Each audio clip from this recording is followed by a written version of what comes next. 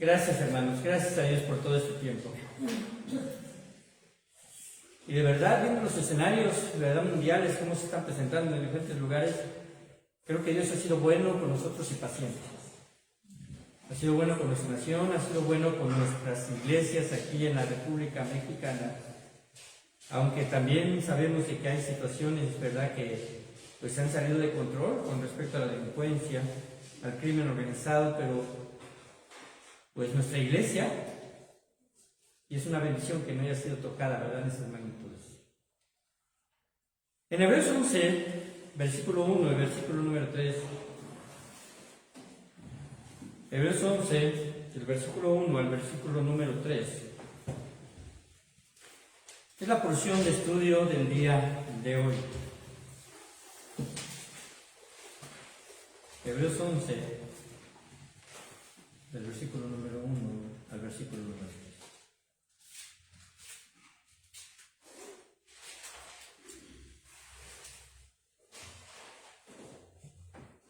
Estaba escuchando el testimonio de una persona que precisamente estaba en uno de esos lugares y pues es una traducción al español, lo que sucede, ¿verdad?, a través de un noticiero europeo. Y esta persona decía lo siguiente: lo que sucede aquí, dice, pues estaba hablando de Ucrania, él decía, si Dios existiera, yo pienso que Dios se ha olvidado de Ucrania.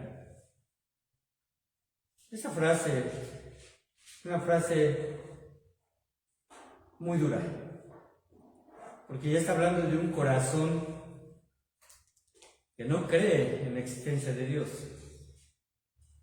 Que las circunstancias, quizás, no solo a esta persona, sino a algunas otras, la hayan llegado a pensar de que Dios es un mito o es una superstición.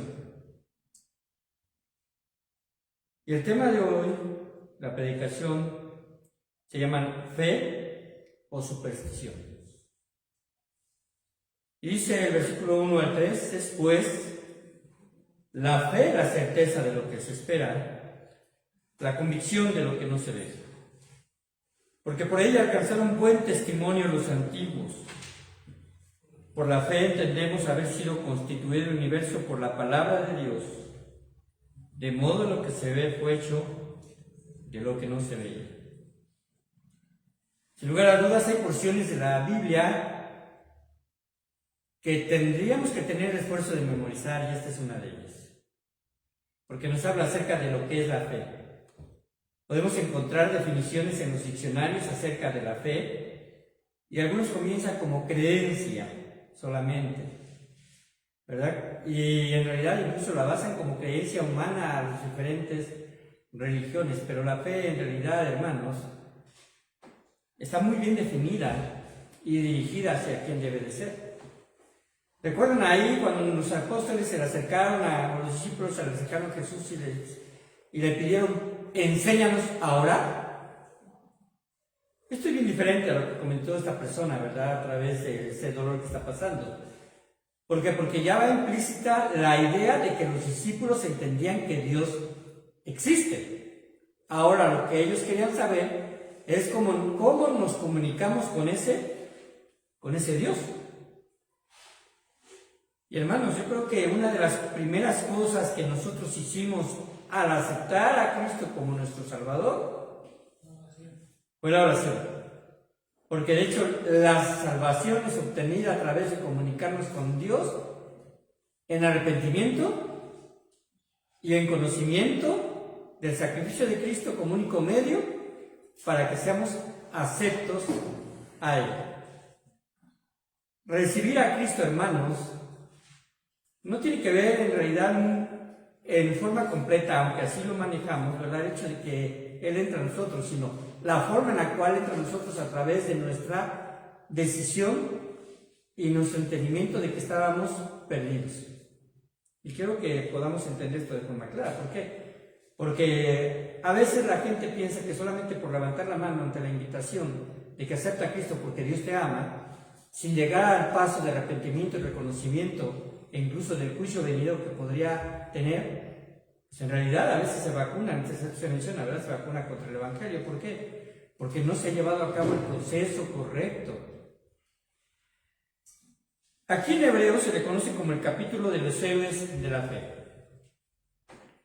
Porque ustedes se dan cuenta de que a partir del versículo 4 en adelante se mencionan personajes del Antiguo Testamento que sin lugar a dudas destacaron, ¿verdad? Y que Dios quiso que estuviese en esta página como ejemplo precisamente de obediencia, de perseverancia, de creerle a Dios. De hecho, a Abraham se dice que le creyó a Dios y le fue contado por justicia, porque le creyó acerca de la promesa de que él sería padre de naciones.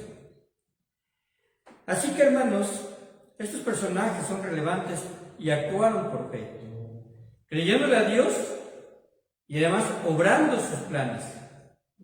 Podemos decir que estos hombres y mujeres dejaron un legado, porque incluso, ¿verdad?, en el versículo capítulo número 12 se habla que junto con ellos también hay una gran nube de testigos.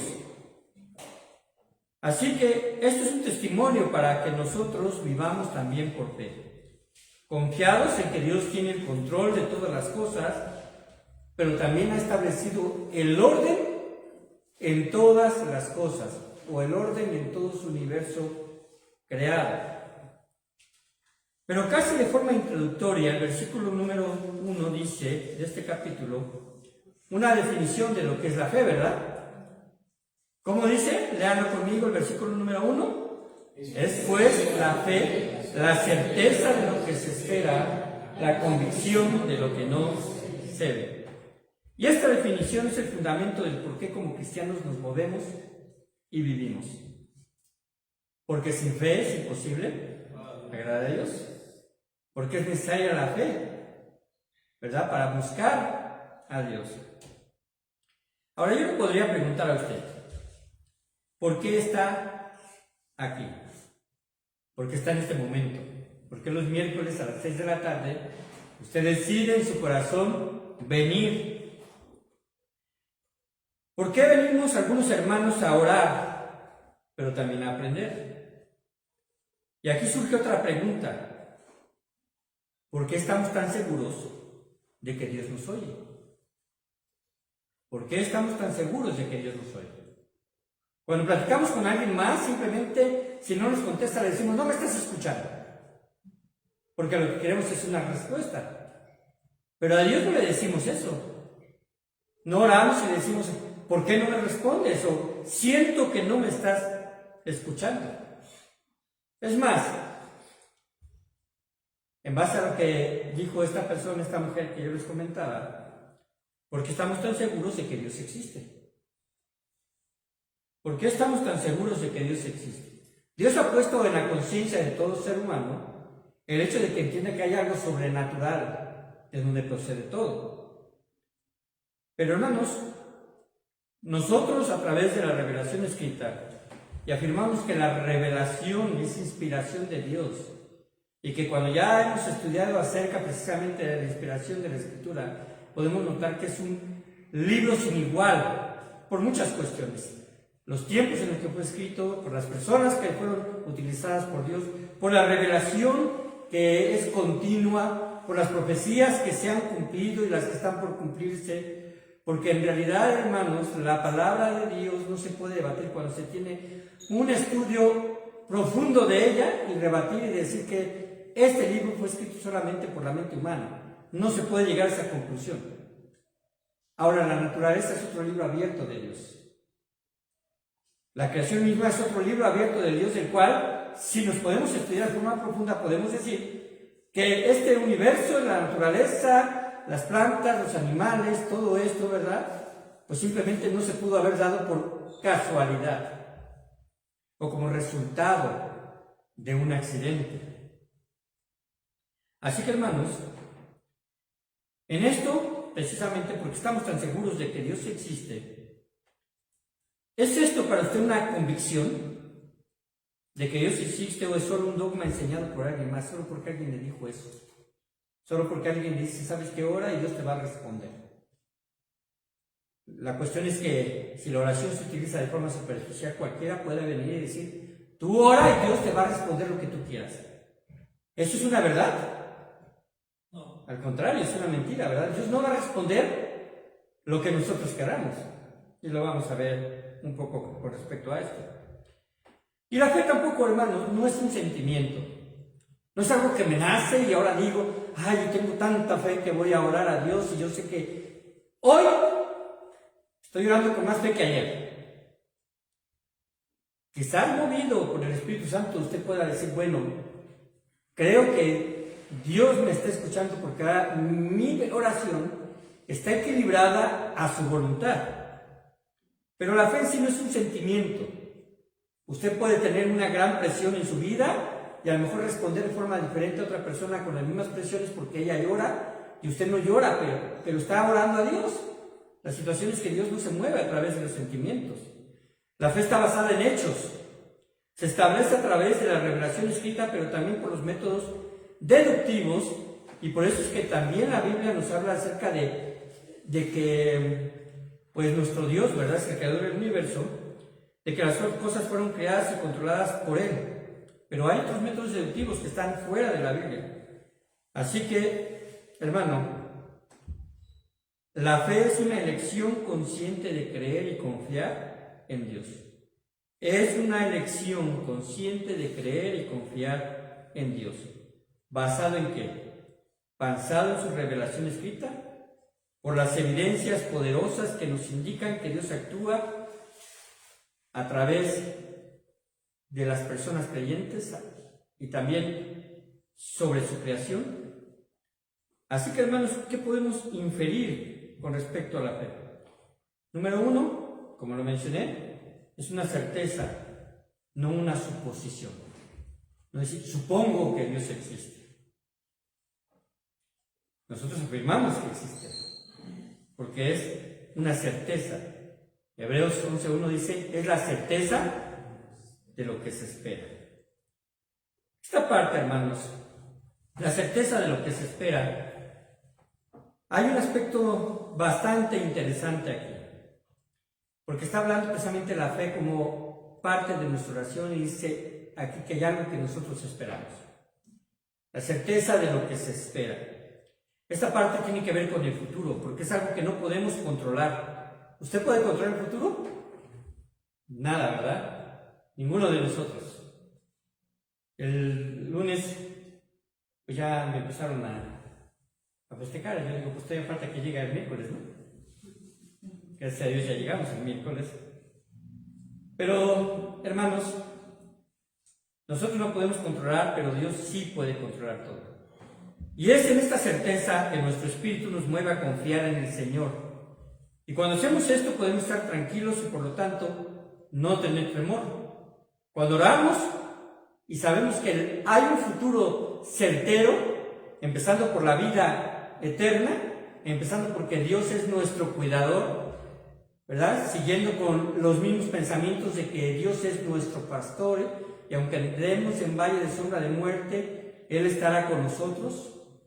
Aunque los que confiamos en nuestro Señor, ¿verdad? Y los que esperamos en nuestro Señor, ¿verdad? Él finalmente hará.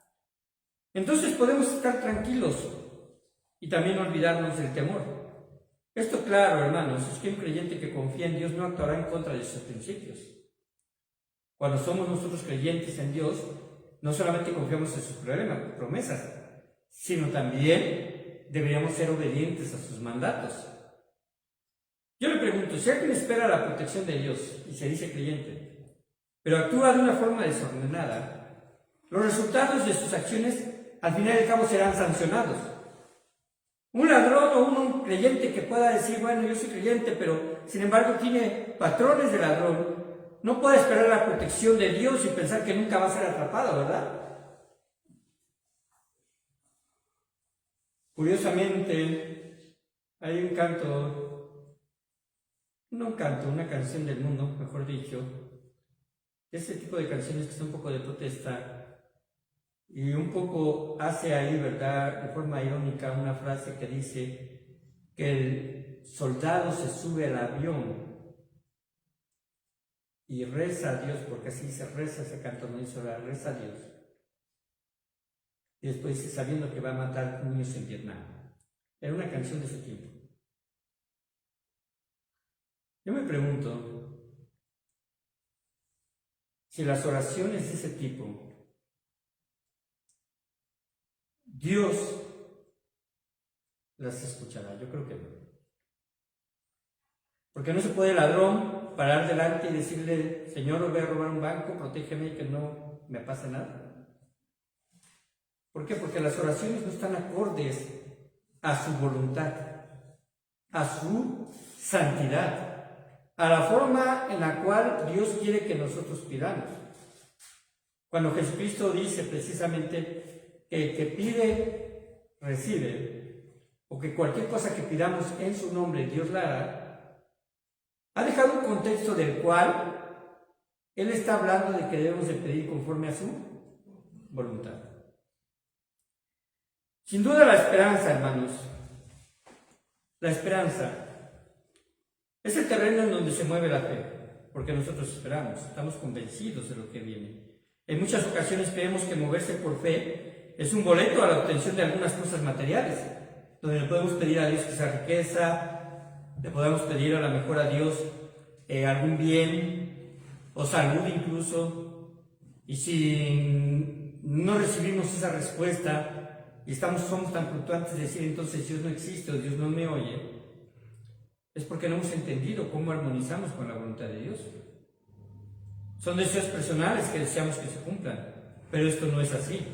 La fe descansa en las promesas de Dios, no en lo que sentimos o deseamos. De hecho, Dios desea que nos comuniquemos con Él. Dios desea que nos comuniquemos con Él. Vayan a Jeremías 33:3. Jeremías 33:3. Y el que lo tenga, por favor, lo lee en voz alta. Y puesto de pie, ¿verdad? Para que circule bien la sangre, ¿verdad? Jeremías 33:3. ¿Alguien lo tiene? Clama a mí y yo te responderé. Te enseñaré cosas grandes y ocultas que tú no conoces. Clama a mí y yo te responderé y te enseñaré cosas grandes y ocultas que tú no conoces.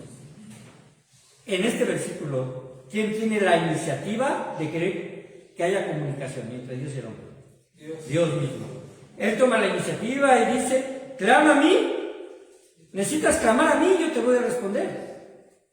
Pero lo que te voy a enseñar son cosas grandes y ocultas, cosas que solamente salen del corazón de Dios y que las quiere enseñar al hombre, ¿verdad? Para que el hombre cada vez vaya tomando precisamente una forma de pensar diferente.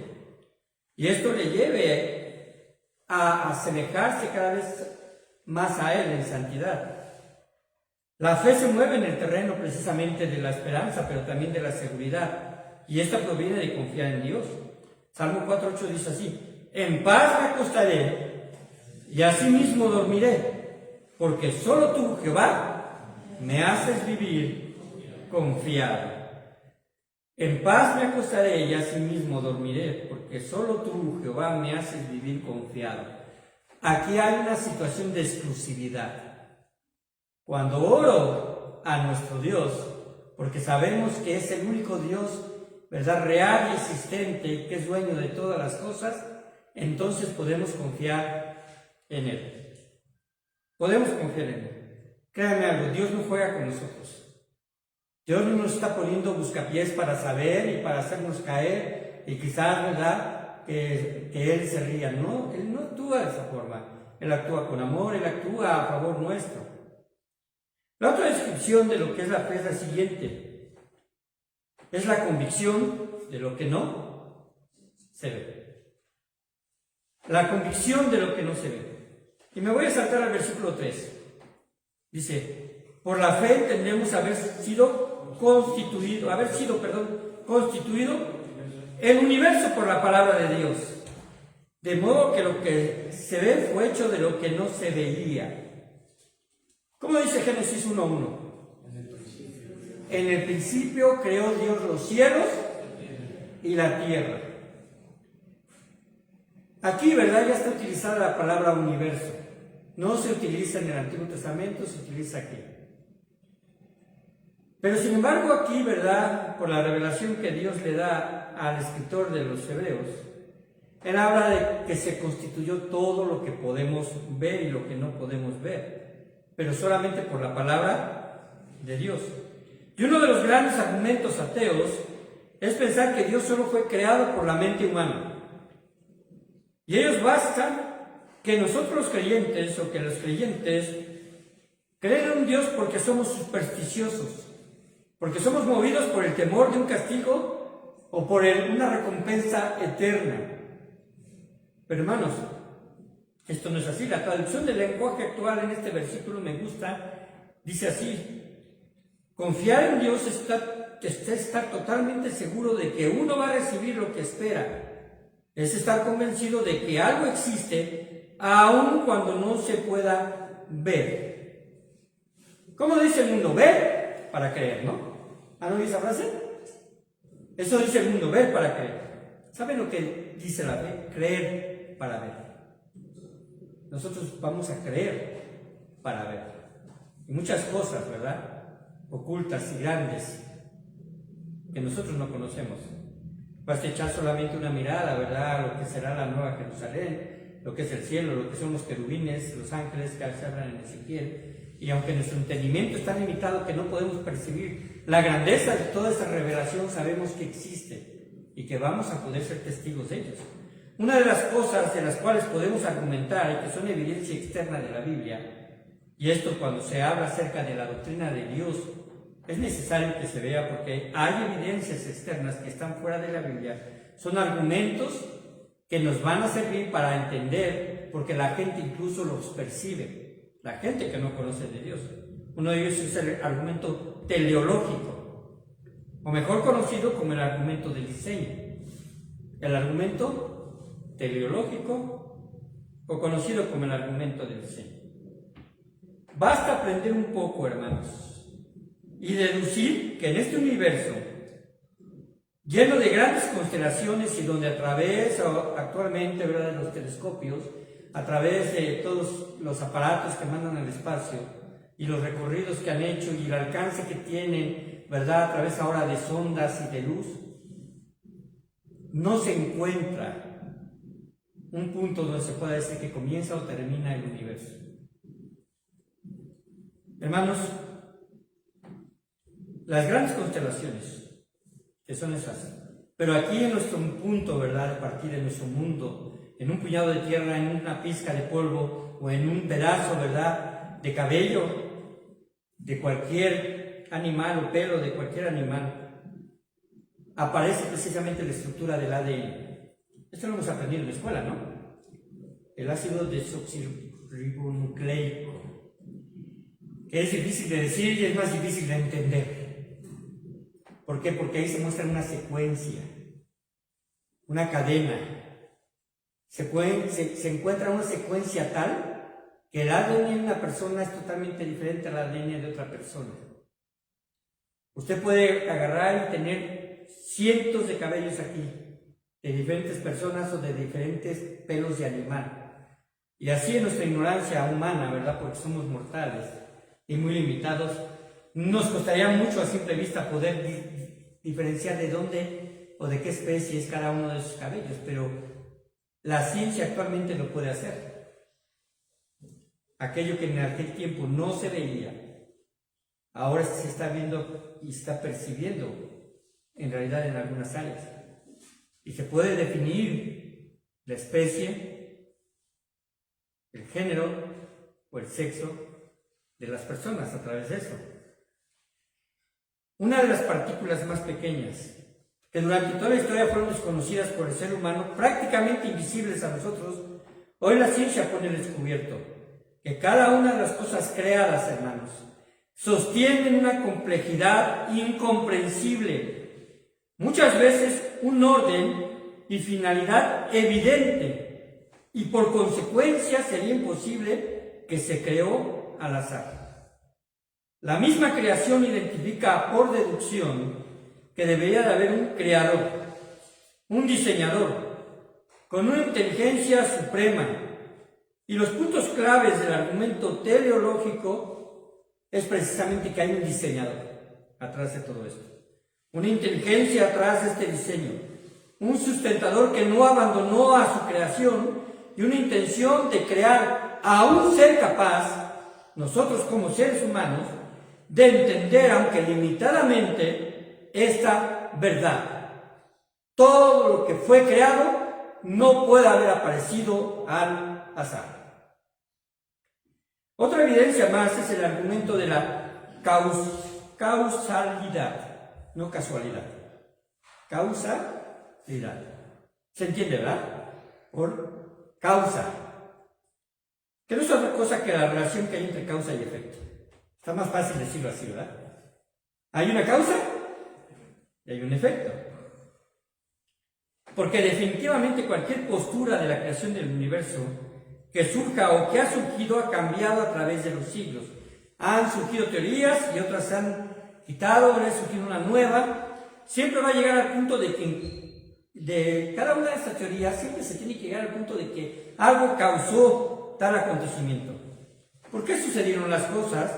Pues debido a que sucedió algo, perdón, es una pregunta. Llegará precisamente a preguntarse por qué sucedieron las cosas o debido a qué sucedió así. Y todo esto nos lleva, por lo tanto, que debe de haber también un ser superior causal de todo y fuera de cualquier componente fundamental que dé estructura al universo. Es decir, este ser infinitamente poderoso, creador, no puede estar sustentado por lo que él mismo creó. Los componentes fundamentales que dan estructura al universo, que son dimensiones físicas, la materia, el espacio y el tiempo, y Dios no está sujeto a esto. Así que, hermanos, en pocas palabras, lo invisible gobierna lo visible. Nuestro Dios es invisible, y Él gobierna lo visible. Por lo tanto, aunque Dios es espíritu, su obra, que es real y manifiesta, también da evidencias de su existencia. Así que, hermanos, que ante lo evidente como creyentes podemos creer que lo invisible de Dios, lo que aún no se revela delante de nuestros ojos y que es incomprensible para nosotros, también es real. El Salmo número 8, si van conmigo, nos habla un poco de esto. Salmo número 8. Cuando lo tengan, hermanos, quiero que lean el versículo número 3 hasta el versículo número 9. ¿Lo tienen? Adelante, hermanos. Cuando veo tus cielos, obra de tus dedos, la luna y las estrellas que tú formaste, digo, ¿qué es el hombre para que tengas de él memoria, y el hijo del hombre para que lo visites? Le has hecho poco menor que los ángeles, y lo coronaste de gloria y de honra. Le hiciste señorear sobre las obras de tus manos, todo lo pusiste debajo de sus pies, ovejas y bueyes, todo ello, y asimismo la bestia del campo, las aves de los cielos y los peces mar, todo cuanto pasa por los senderos del mar. Oh Jehová, Señor nuestro, cuán grande es tu nombre en toda la tierra. En el libro de Génesis se habla de que Dios puso al hombre sobre toda la creación, como mayordomo, no como dueño, ¿verdad? Como administrador, porque Dios quería, como la cabeza de la creación, el hombre, ¿verdad?, señorear sobre todo esto. Así que, hermanos, nuestra fe nos permite percibir realidades espirituales, cosa que quizás otro ser viviente no lo haga con la comprensión, ¿verdad?, que lo hacen los seres humanos.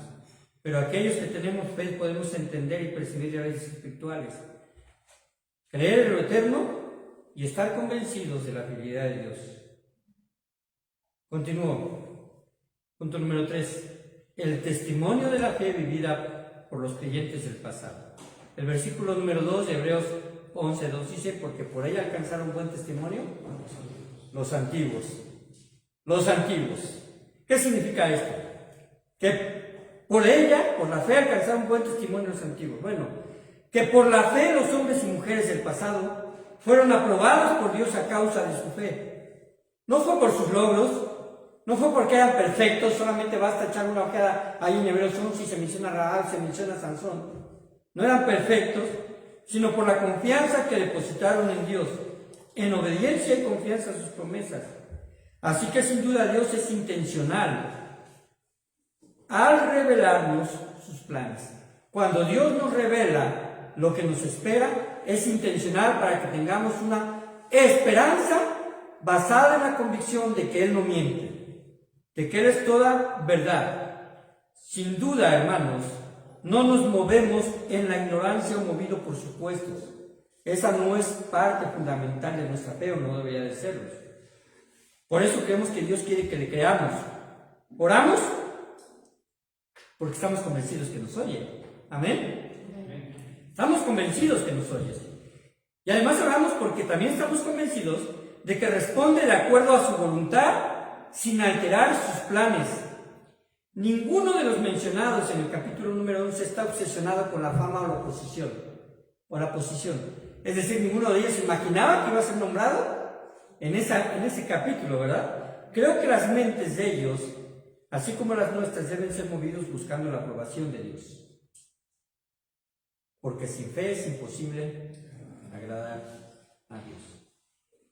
Puedo decir, cada movimiento, cada decisión de la cual nosotros pongamos delante de Dios y nos mueva, al final y al cabo es para agradar a Dios. Señor, quiero agradarte aceptando tu voluntad, aunque esta no sea lo que yo te pedí en el inicio, ¿verdad? Aunque esta me lleve al punto de que quizás tenga que pasar por una prueba todavía más difícil, pero yo confío en que esa es tu voluntad. Creo que las mentes de ellos, así como las nuestras, deben ser movidos buscando la aprobación de Dios y no la de los hombres. El mundo puede aplaudir logros humanos. Híjole, qué difícil, ¿no? Que el mundo aplauda logros humanos y a veces esos logros ni siquiera tienen moral.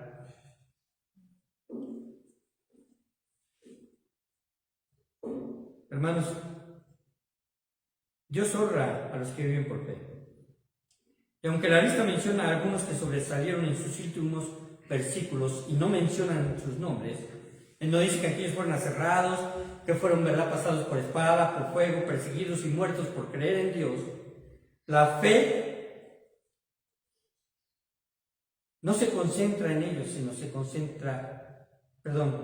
perseguidos y muertos por creer en Dios, y así como ellos, la fe precisamente ha dejado un legado. Por eso cuando habla precisamente de esta parte versícular, la fe de los antiguos, también se menciona aquella nube de testigos.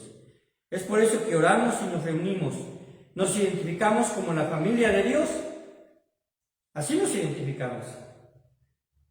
Y todos debemos de tener precisamente presente de que como familia de Dios oramos a un Padre.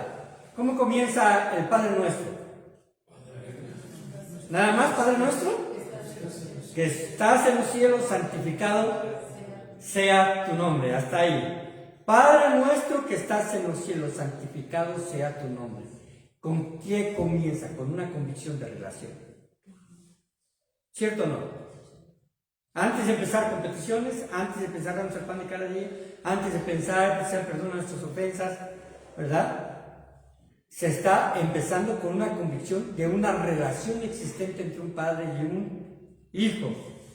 Así que, hermanos, cuando oramos con Él y aprendemos a escucharlos, en la oración podemos abrir de forma honesta y con toda desnudez nuestro corazón, reconociendo nuestra dependencia y permitirnos, hermanos, que Dios transforme nuestro interior.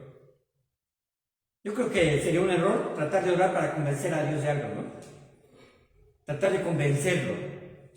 No oramos, hermanos, para convencer a Dios, sino para acercarnos a Él.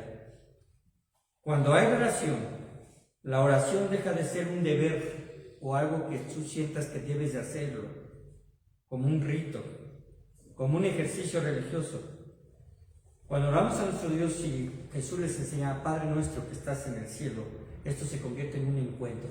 Es decir, hay un contacto con nuestro Dios.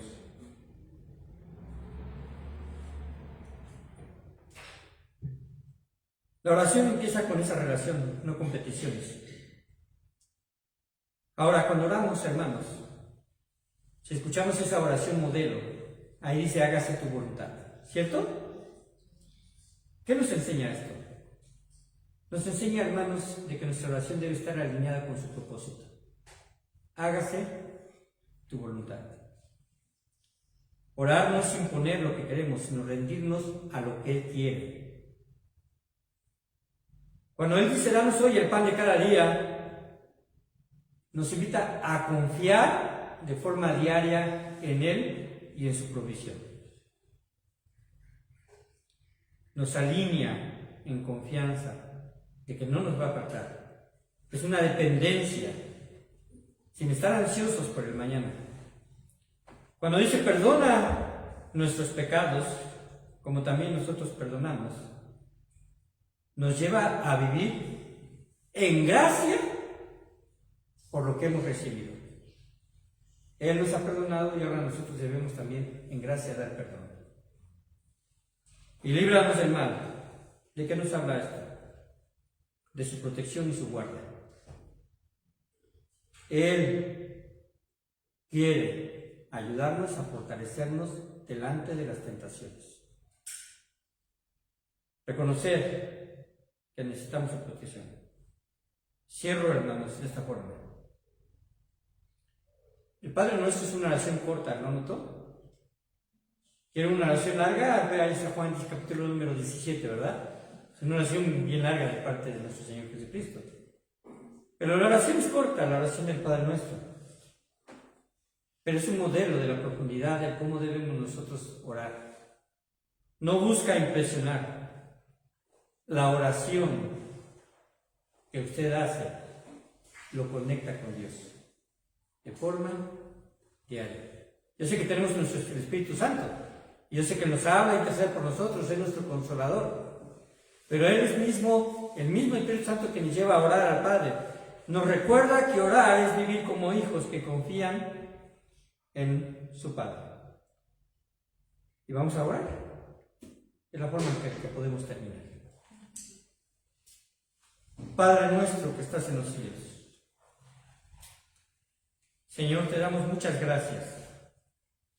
Reconocemos tu soberanía y reconocemos, Padre Santo, que desde ese lugar, Padre Santo, en el cual tú moras, pero que, Padre bendito, a pesar de eso estás en todo lugar, sosteniéndonos a nosotros a través de tu Espíritu Santo, obrando en favor nuestro y Padre Santo con una multitud de ángeles de las cuales, Padre, pues son colaboradores también de poder, Señor, proteger a tus hijos.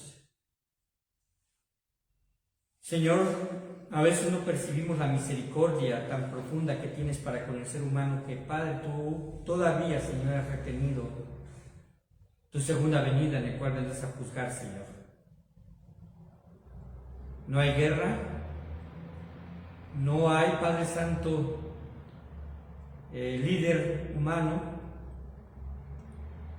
el cual, Padre bendito, pueda ni siquiera percibir lo terrible que va a ser ese día, Señor, cuando tú juzgues con justicia, cuando vengas y pises, Padre Santo, las uvas en tu lagar, se manifieste, Señor, la ira divina a través, Padre Santo, de este juicio, del que mi Dios, este mundo, Señor, pues a pulso, Padre bendito, se lo ha ganado por rechazar. Te doy muchas gracias porque todavía nos estás dando tiempo y eres paciente para con nosotros. Permite, mi Dios, de que siempre oremos con la confianza de que somos escuchados. Que no dudemos, que solamente pongamos, Señor, nuestra fe y nuestra esperanza y nuestras peticiones sabiendo de que tú vas a obrar de acuerdo a tu voluntad. Queremos, Padre bendito, decirte que cuando tú la haces, cuando tú obras, Señor, y nos permites percibir, Señor, eso, podemos nosotros estar confiados y con contentamiento porque tú, Señor, es quien dominas y controlas todo, aún en nuestras vidas. Ninguno de nosotros puede saber lo que el futuro nos depara, no podemos saber si venga a nosotros una enfermedad difícil, una enfermedad, Señor, destructiva, o pueda llegar a nosotros, Padre Santo, un punto en el cual pongamos en riesgo nuestra vida en un accidente, o quizás por personas, Señor, llenas de maldad que puedan llegar a hacernos daño. No lo sabemos. No sabemos si habremos de morir en nuestras casas, en una cama o en la cama de un hospital, acompañados o solos. Padre, no lo sabemos. Pero Padre, lo que sí sabemos y estamos convencidos es que solamente será el paso para estar contigo. Bendecimos tu santo nombre. Y Padre Santo, permite que podamos regresar con gozo y alegría a esta iglesia para que podamos seguir regocijándonos delante de ti. Sé que, Padre Santo, tú nos alimentarás con tu palabra y sé que, Padre Santo, cantaremos en tu nombre. Pero, Padre, por fe, creemos que tú estás presente. Creemos en esa relación profunda e íntima donde podemos clamar a ti, Abba, Padre. Y en el nombre de Cristo Jesús, Señor, permite que avancemos en nuestras vidas cada día. Amén. Gracias, hermanos, Dios les bendiga.